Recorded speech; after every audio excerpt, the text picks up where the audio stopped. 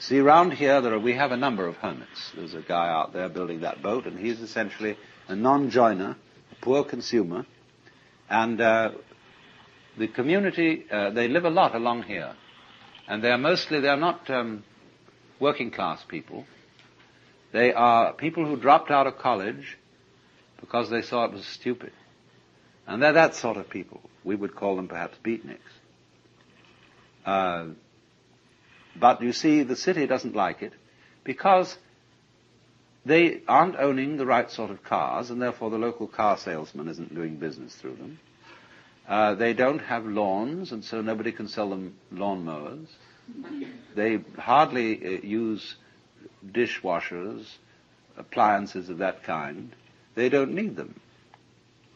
And also they wear blue jeans and things like that, and so the local dress shops feel a bit put out having these people around. And they live very simply. Well, you mustn't do that. You've got to live in a complicated way. You've got to have the kind of car, that identifies you as a person of substance and status and all that. So there's a great problem here in our society. Now, why is there this problem?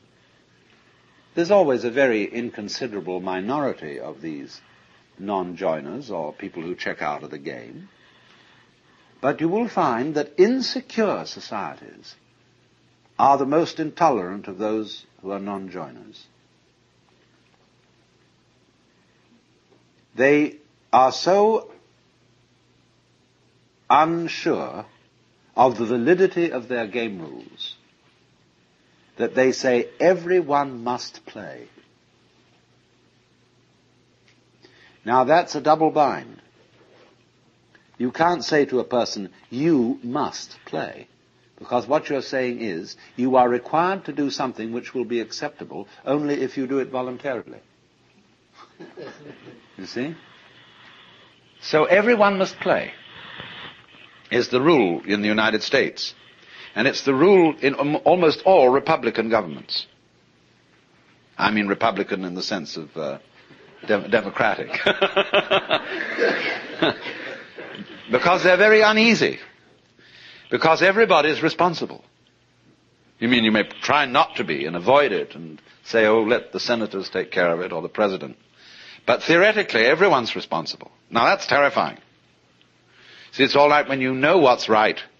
There is an aristocracy, there is the clergy, and they know what should be done, and they're used to ruling, you see. But now it's in your hands. You say, well, what are we going to do? Well, I think this way, and you think that way, and he thinks the other way. And so we're all unsettled. And therefore, we become more and more conformist. Individualism, rugged individualism, always leads to conformism, because people get scared. And so they herd together, and compounded with industrial society, mass production, etc. They all wear the same clothes, and they're sensible clothes that don't show the dirt too much.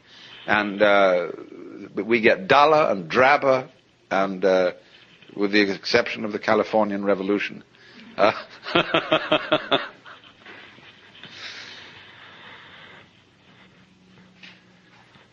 So the reason for this is, in a way, that democracy as we have tried it started out on the wrong foot. You see, in the scriptures, the Christian scriptures, it says everybody is equal in the sight of God. Now that's a mystical utterance.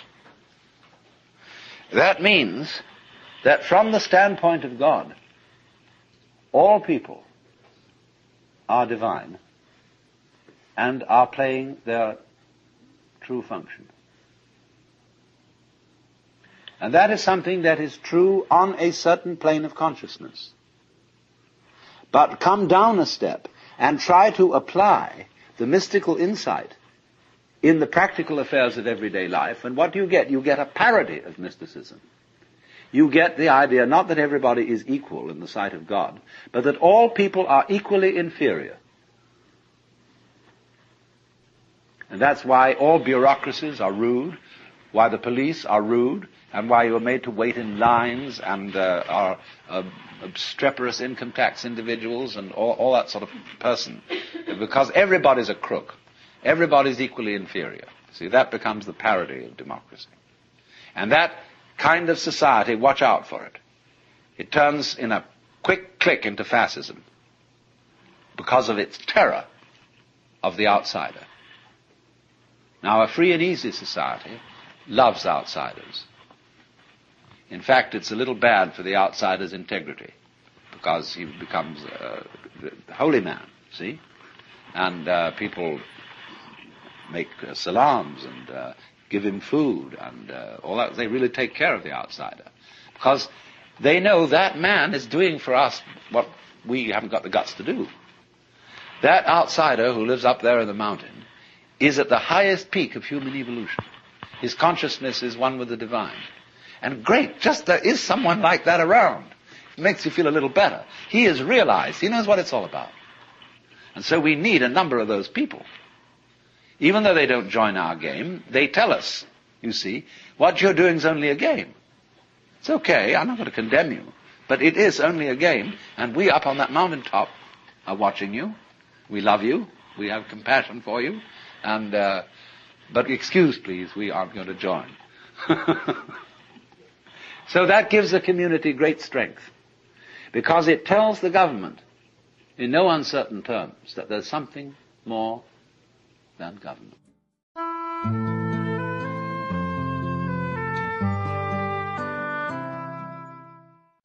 That existence, the physical universe, is basically playful. There is no necessity for it whatsoever. It isn't going anywhere. That is to say, it doesn't have some destination that it ought to arrive at. So then, in music, though, one doesn't make the end of a composition the point of the composition. If that were so, the best conductors would be those who played fastest. And there would be composers who wrote only finales. People go to a concert just to hear one crashing chord, because that's the end. Same way in dancing. You don't aim at a particular spot in the room. That's where you should arrive. The whole point of the dancing is the dance. Now, but we don't see that as something brought by our education into our everyday conduct. We've got a system of schooling which gives a completely different impression. It's all graded. And what we do is we put the child into the corridor of this grade system with a kind of, come on, kitty, kitty, kitty. And yeah, you go to kindergarten, you know. And that's a great thing because when you finish that, you'll get into first grade. And then, come on, first grade leads to second grade, and so on, and then you get out of grade school, and you go to high school, and it's revving up, the thing is coming, then you're going to go to college, and by Jove, then you get into graduate school, and when you're through with graduate school, you go out to join the world.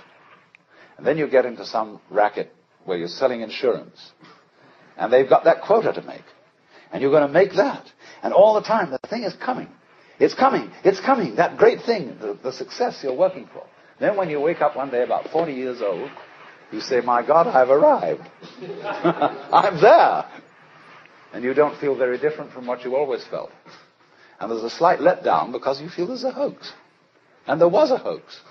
A dreadful hoax. They made you miss everything by expectation. Look at the people who live to retire and put those savings away.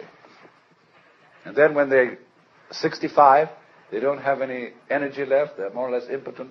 And they go and rot in an old people's, senior citizens' community. Because we've simply cheated ourselves the whole way down the line.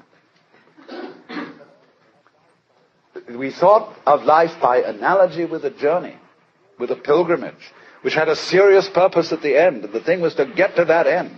Success or whatever it is, or maybe heaven after you're dead. But we missed the point the whole way along. It was a musical thing, and you were supposed to sing or to dance while the music was being played.